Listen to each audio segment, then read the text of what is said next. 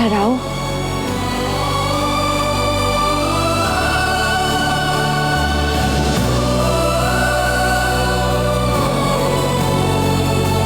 Si Jesus daw ang sumalo ng mga ligaw na bala. Diyos na makakagawa nun eh.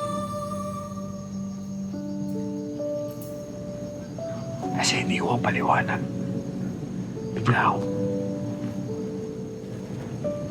Bigla akong napunta nun bigla sa bahay namin.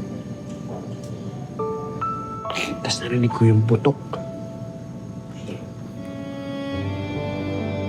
Takot na takot ako kasi nakita ko yung anak kong tuguan.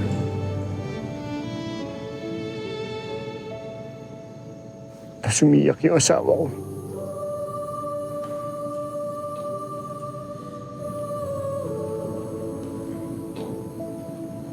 Pero pagtas ko magdasal,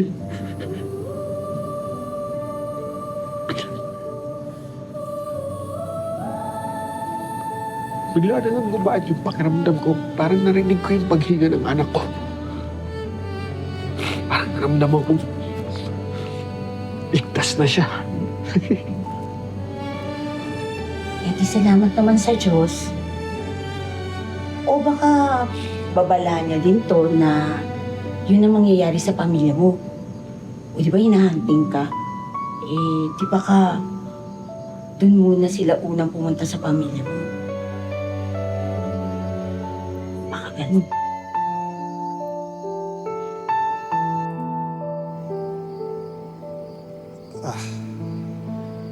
Ma'am, pasensya po talaga sa nangyari dito. Mali po namin yun. Aba, pwede ko kayong kasuhan, ha? Trespassing, forced entry. Ruth naman, kumalma ka na. Ako na lang magkakausap sa kanya.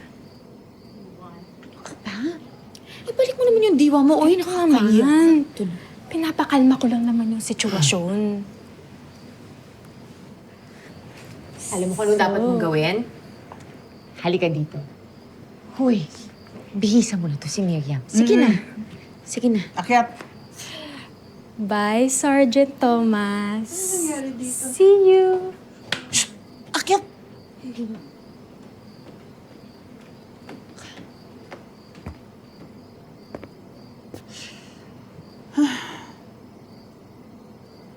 Hindi ko lang din maintindihan bakit hinahanap ninyo yung asawa ko. Si Mateo. Bakit nasa panganib ba siya? Asawa niyo po si Mateo de Jesus. Posible po, di niyo alam. Mawalang galang na po, baka ayaw niyo lang sabihin yung totoo. Hoy! Hoy! Sandali, Sobra na yan. Hindi nga namin alam. Wala kaming alam. At nagsasabi kami ng totoo. Bakit ba ayaw niyong maniwala sa amin? Sige po. Pasensya na po. Kung may impormasyon man kayo, agad niyo na lang sabihin sa amin. Oo na. Basta siguraduhin niyo lang, ha? Hindi na mangyayari to ulit. At isa pa, pag bumalik si Mateo, yung asawa ko, kung saan man lupalop ng mundo siya nagpunta, huwag kayo mag-alala. Dahil ako talaga ang magdadala sa kanya sa inyo. Sige po. Pasensya na po. Tim, tara. Alis, alis.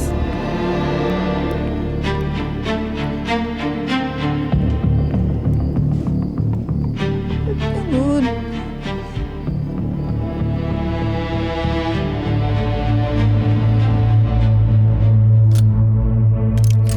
Siguraduhin mo dyan na hindi alam na ako nag-utos ng shootout sa bahay ni Mateo.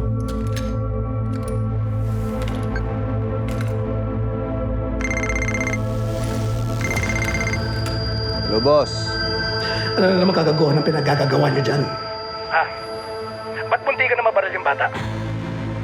Pina-flash out namin si Mateo. Kung buhay pa siya at nasa kanya yung bag, hindi yan mapapakalis na nangyayari sa bahay niya. Paulit-ulit kong sinabi, di ba? Off-limits, pamilya ni Mateo! Boss, hindi ba pinapahanap niyo yung nawawalang bag? Pag sinabing off-limits, off-limits! Naintindihan mo ba ako?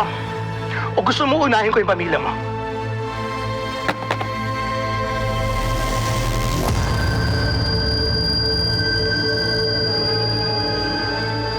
Tonyo, Yes, boss.